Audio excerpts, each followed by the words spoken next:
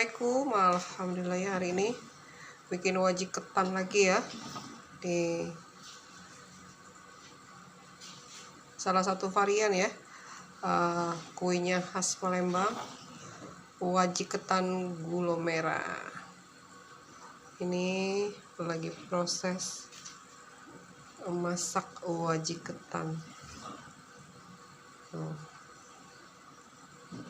Warnanya cantik sekali ya.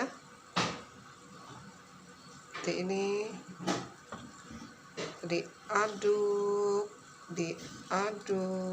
sampai kering dan matang.